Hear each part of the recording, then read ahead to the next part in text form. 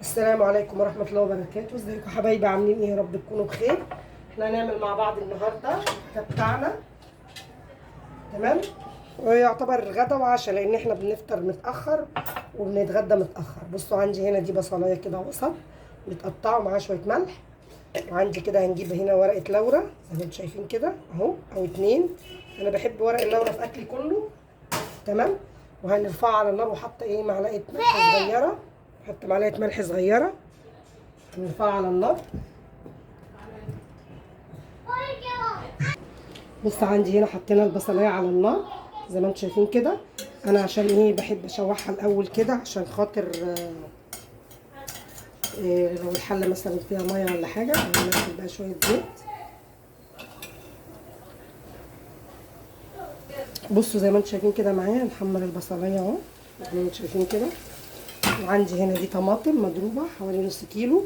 واحط بابريكا عشان طبعا القوطه غاليه انا ما بحطش كتير قوي بس برضو بتديني نفس النتيجه. وبقى الطماطم عندي حمراء ودي طماطم هنعمل منها السلطه. شايله برضو كام واحده كده للسلطه. وعندي دي اللوبيا ده ربع كيلو لوبيا سلقناه. تمام. انا هعمل بس الكميه ده عشان احنا هعمل 4 افراد. اللي انت عايزاه اللي انتوا عايزينه ماشي.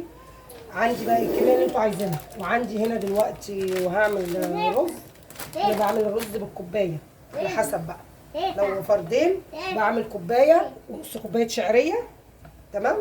لو اكتر بزود بقى. انا هحمر البصلايه وهوريكم هنعمل ايه تاني. عندي كده اهو نزلنا الطماطم. هحط بقى كده مكعب المرق واتبلها. تمام. وبعد كده هوريكم هنعمل ايه. وعندي هنا كده سلقت جنبها فراخ. هحمرها بقى ممكن احمرها في الفرن وممكن ايه احمرها في الزيت هنشوف لسه.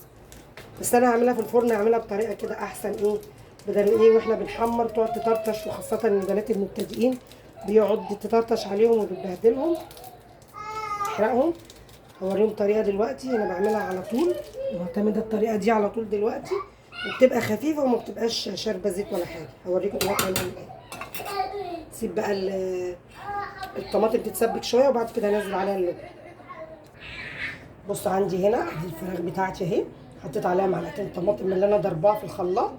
هننزل كده بالملح رشه ملح اللي انتوا شايفين كده. تمام كده اهو عشان ما تبقاش حادقه قوي.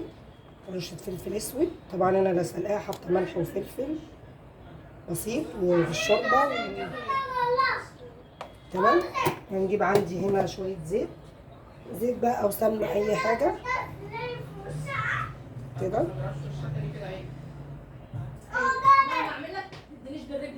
بدخلها الفرن بقى. بصوا اسهل طريقه زي ما انتم شايفين كده. طريقه سهله وسريعه وتتحط بقى في الفرن. الوش بيتحمر وبتبقى جميله جدا وريحتها بتبقى تحفه. انا هدخلها الفرن. وساعات كنت بعمل ايه بحط لها بصلايه ببشر بصلايه او اخرط بصلايه عشان تديكي طعم البصل. لا انا المره دي عايزه اعملها بس احمرها بس. تمام. هي مستويه انا هحمرها بس. هحمرها بقى وهرجع لكم. وعندي هنا التسبيكه شغاله اهي. هنا الطماطم شغاله. تمام. طماطم شغاله وانا ايه شويه كده واحط عليها اللوبيا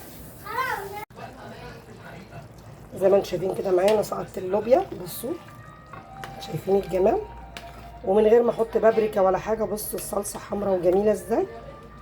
تمام. ممكن بقى انتوا حابين بقى تحطوا شويه شطه حمراء بنحط. حطيت لها هحط بقى حطيت الفلفل. احط لها شويه فلفل وملح وانا حطيت مكعب المرق وخلاص على كده. والفراخ هتتحمر وهقدمهم معاكم بقى زي ما انتم شايفين كده معانا. دي اللوبيا اهي. بصوا بسم الله ما شاء الله. بصوا الفراخ بصوا شكلها وجمالها ازاي. وعملنا سلطه خضراء ورز بشعريه. وده كان الغدا بتاعنا. يا رب الفيديو يعجبكم. ما تنسوش تحطوا لايك وتفعلوا الجرس. واللي مشتركش يشترك في قناتي على اليوتيوب وعلى التيك توك وعلى الفيس يوميات واكلات ام دينا. والسلام عليكم ورحمه الله وبركاته.